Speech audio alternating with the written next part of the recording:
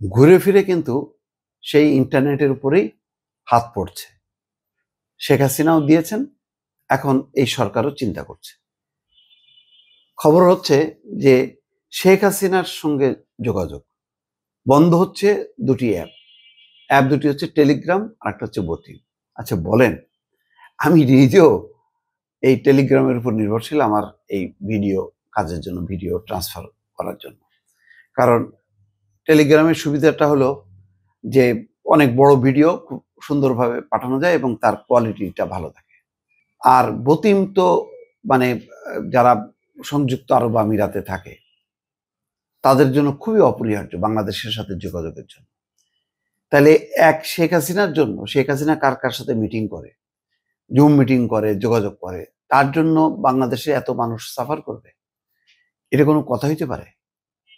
তো শেখ হাসিনা তো সেই কাজই করছিল, যাতে ওই আন্দোলনকারীরা যোগাযোগ করতে না পারে, মানুষ যাতে তথ্য জানাতে না পারে, সে পুরো ইন্টারনেটই দিছে। ইন্টারনেট সরকার বন্ধ করেনি, ইন্টারনেট বন্ধ হয়ে গেছে।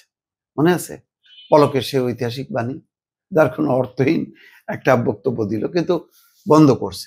এবং শেখ হাসিনা কি বলছিল যে আমি যদি বেঁচে থাকি, মানে আমি যদি ক্ষমতায় থাকি বা আবার টিকতে পারি, তাহলে আর জীবনও ইন্টারনেট দেবো না। মানে ইন্টারনেট মানে হচ্ছে তার মানে আন্দোলন করে ক্ষমতা হটানো যায় না, কিন্তু ইন্টারনেট থাকলে মানে হটানো যায় ক্ষমতা থেকে। এইরকম একটা শাসক গোষ্ঠী বিরূপ। এখন দেখা যাচ্ছে আস্তে আস্তে এই যে টেলিগ্রাম ভোটিং, 2 দিন পরে বলা হবে যে না হোয়াটসঅ্যাপও বন্ধ করতে হবে, 2 দিন পরে বলা হবে না মেসেঞ্জারও চলবে না।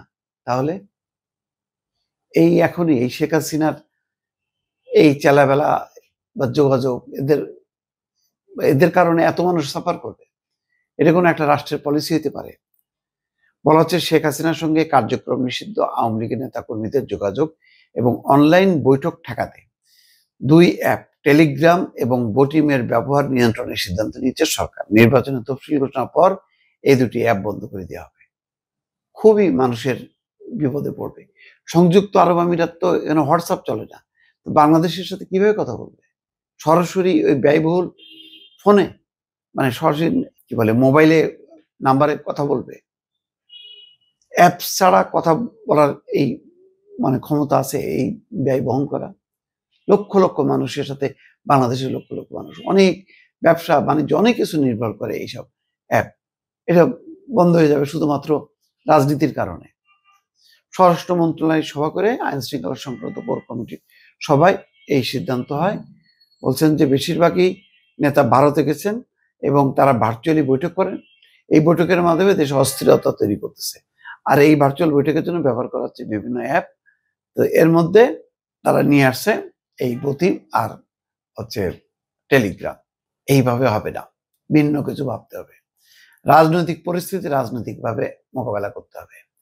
কোনো রকম ইন্টারনেটের উপর হাত দেওয়াটা এটা কোনো ভালো কোনো সমাধান হবে না, ভালো কোনো সিদ্ধান্ত হবে না। এটা নেগেটিভ ভাবে মানুষ সাফার করবে, বিরক্ত হবে। সরকারের প্রতি যে তার সক্ষমতা নিয়ে প্রশ্ন তুলবে মানুষ।